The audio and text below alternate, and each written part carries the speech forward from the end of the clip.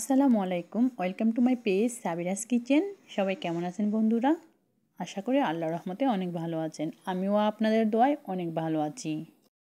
আজকে আমি আপনাদের সাথে একদম অন্যরকমভাবে একটি রেসিপি শেয়ার করব। আশা করি আপনাদের অনেক ভালো লাগবে। আর এই রান্নাটি আমি আমার দাদুর কাছ থেকে শিখেছিলাম। এখন ভাবলাম আপনাদের সাথে শেয়ার করে নেই। বন্ধুরা, এই রান্নাটাকে আমাদের বাসায় বলা হয় বাখরের ঝুল। বাখর মানে দনিয়ার ঝুল।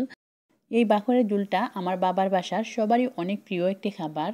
আর আমার বর মেয়েও খুব পছন্দ করে। তো বড় কোনো শিং মাছ পেলে আমি ওদের জন্য এই বাখরের ঝুলটা বানাই।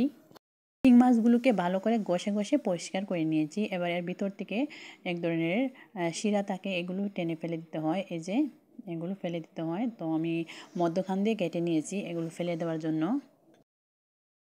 সবগুলো শিং মাছকে এইভাবে কেটে এর ভিতর থেকে শিরাগুলো ফেলে দিয়েছি। এবার এগুলোকে পিস পিস করে নিব।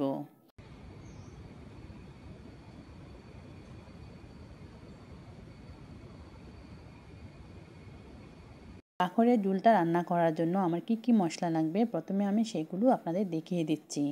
আমি নিয়েছি মাছের পরিমাণ করে 1 চা চামচ ধনিয়া গুঁড়ো আর 1 চা চামচ জিরে গুঁড়ো আর স্বাদ মতো লবণ। বাটা মশলা নিয়েছি 1 চা চামচ রসুন বাটা আর 1.5 টেবিল চামচ পেঁয়াজ বাটা।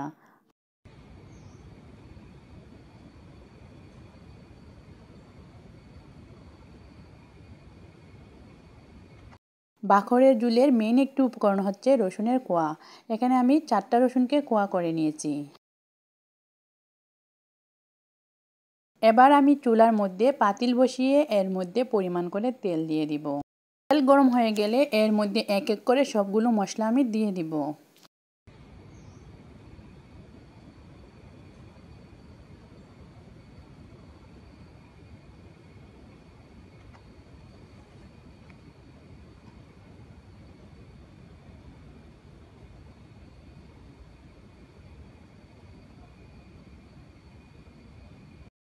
চুলার আগুন কমিয়ে সবগুলো মশলা আমি খুব ভালো করে কষিয়ে নিয়েছি।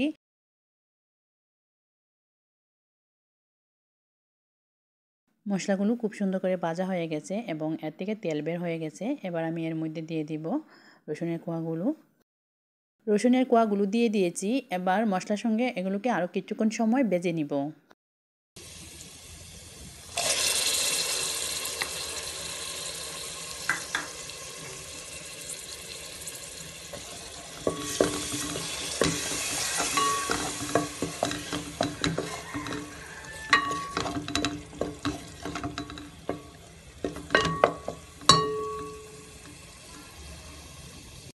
রসুনের উপর দিকটা সিদ্ধ হয়ে গেছে। এবার আমি এর মধ্যে দিয়ে দিব মাছের পিসগুলো।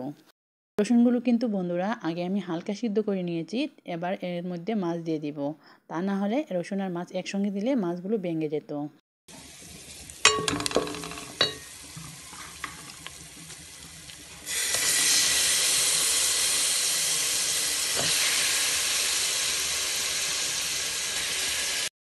আমি মশলার সঙ্গে মিশিয়ে নিয়েছি। এবার আমি এর মধ্যে অল্প পরিমাণে পানি দিয়ে দিব মাছগুলো কষানোর জন্য। অল্প পরিমাণে পানি দিয়ে দিয়েছি। এবার চারপাশ থেকে মশলাগুলো ছাড়িয়ে একটি ঢাকনা দিয়ে ঢেকে কিছুক্ষণ সময় রান্না করব।